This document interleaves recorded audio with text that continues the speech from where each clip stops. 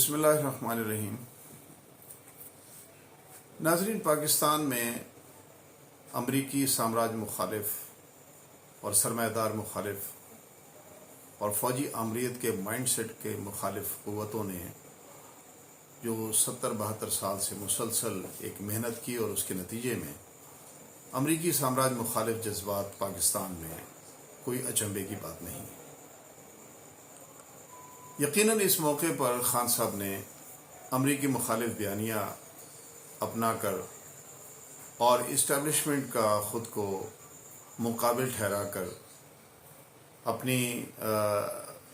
چرب زبانی سے یقیناً عوام کے ایک بڑے طبقے کو متاثر کیا، اور 17 جولائی 2022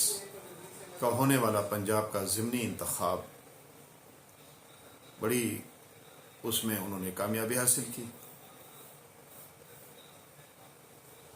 جیتنے کے بعد ضرورت اس بات کی تھی، ایک بطور قومی لیڈر کے اور ایک عوام میں یقیناً ایک مقبولیت رکھنے والے لیڈر کے لیے ضروری تھا کہ وہ پاکستان کو درپیش مسائل کا ادراک کرے۔ ہمیں سنگین قسم کے معاشی بحران کا سامنا ہے، ہمیں سیاست میں پولرائزیشن کا سامنا ہے، سیاسی عدم استحکام کا سامنا ہے، اور گوناگوں معاشی مسائل ہیں جس کی دلدل میں اس وقت پاکستان دھنسا ہوا ہے۔ ایک قومی لیڈر کے لیے ضروری ہے کہ وہ سیاست میں سنجیدہ رویہ اختیار کرے، بالخصوص کامیابی کے بعد تمام سیاسی قوتوں کے درمیان اور تمام اداروں کے ساتھ ایک مفاہمت کا رویہ اختیار کرے، ملک سے پولرائزیشن کو ختم کرے، ملک کو معاشی بحران سے نکالنے کے لیے ضروری ہے کہ معیشت پر، سیاست پر کسی ایسے معاہدے پر قوم کو لے کر آئے جس کے نتیجے میں ہم اپنے قومی اور سیاسی اور معاشی مسائل کو حل کر سکیں۔ لیکن قابل افسوس بات یہ ہے کہ الیکشن جیتنے کے بعد جس سنجیدگی کا اور جس مفاہمانہ رویے کا تقاضا خان صاحب سے تھا، خان صاحب نے اس کے علی الرغم، اس کے بالکل برعکس وہی پہلے والا مخالفین کے ساتھ مخاصمت اختیار کرنے کا رویہ اختیار کیا،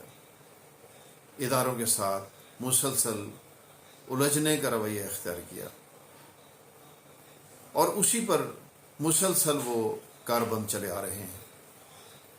میں اس موقع پر خاص طور پہ یہ عرض کرنا چاہتا ہوں، اور میرے ناظرین اس بات پر ضرور غور کریں کہ اگر ہماری سیاسی لیڈرشپ کو،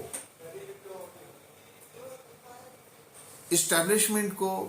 اس کی آئینی حدود میں دھکیلنا ہے، اور اگر ملک کو، وطن عزیز پاکستان کو ہمیں امریکہ کے چنگل سے، امریکی سامراج کی بالادستی سے، اس کے کنٹرول سے نکالنا ہے، تو اس کے لیے ہمیں قومی سطح پر ایک وسیع مفاہمت کی ضرورت ہے۔ ہمیں واضح طور پر معیشت کو امریکی چنگل سے نکالنے کے لیے ریجنل اقوام کے ساتھ خاص طور پر ہمیں معاشی معاہدات میں منسلک ہونے کی ضرورت ہے، تاکہ ہم اپنے ملک کو امریکی سامراجی جو ادارے ہیں ان کے کنٹرول سے، ان کے چنگل سے ان کو نکال سکیں۔ اس کے لیے بہت زیادہ ضروری ہے کہ ہماری سیاسی لیڈرشپ سیاست میں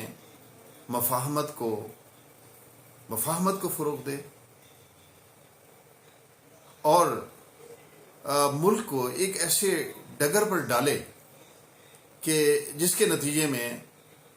آنے والے وقت میں ہم شاہراہ ترقی پر گامزن ہو سکیں، ہم اپنی قوم کو شارع ترقی پر گامزن کر سکیں. لیکن افسوس یہ ہے کہ الیکشن جیتنے کے بعد ہمارے محترم عمران خان صاحب نے جو رویہ اپنایا ہے، جو طرز عمل اختیار کیا ہے، وہ سیاست میں پولرائزیشن تو لا سکتا ہے، سیاست میں دوریاں تو لا سکتا ہے، سیاست میں عدم استحکام تو لا سکتا ہے، استحکام نہیں لا سکتا. اور اگر وہ سیاسی استحکام لانے میں ہماری قومی سیاسی لیڈرشپ کامیاب نہیں ہوتی تو ہم معاشی بحران سے ملک کو نہیں نکال سکتے. آخر میں اتنا اور عرض کرتا چلوں، خان صاحب پیش نظر رکھیے، کل آنے والے دن جو آپ کا طرز عمل ہے اس کی روشنی میں آپ کو باور کرانا چاہتا ہوں کہ دیکھیں، کل وزیر اعلیٰ شہباز شریف بنتے، حمزہ شہباز بنتے ہیں یا پرویز الہی بنتے ہیں، آپ موجودہ طرز عمل کے ساتھ مسلسل خسارے میں ہیں. دونوں میں سے کسی کے بھی بننے کی صورت میں، دونوں میں سے کسی کے بھی وزیر اعلیٰ بننے کی صورت میں آپ لوزر ہیں، آپ خسارے میں ہیں.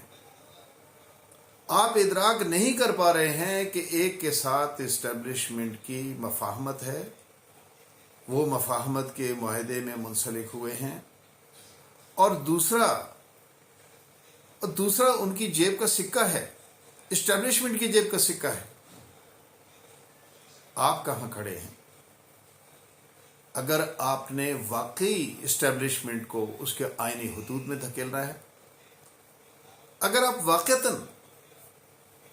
وطن عزیز پاکستان کو امریکہ کے چنگل سے نکالنا چاہتے ہیں، اس کی سامراجی بالادستی سے نکالنا چاہتے ہیں، سامراجی غلبے سے نکالنا چاہتے ہیں، تو اس کے لیے اول و آخر جو لازمی شرط ہے وہ قومی وحدت ہے، اور معیشت کو لازمی طور پر عالمی سامراجی اداروں کے چنگل سے نکالنا ہے، جس کا لازمی تقاضا یہ ہے کہ آپ قومی وحدت لا کر ریجنل اقوام کے ساتھ سیاسی اور معاشی وحدت میں آئیں. اس کے نتیجے میں ہی آپ یہ خواب اور یہ خواہش، اس کو آپ شرمندہ تعبیر کر سکتے ہیں. بصورت دیگر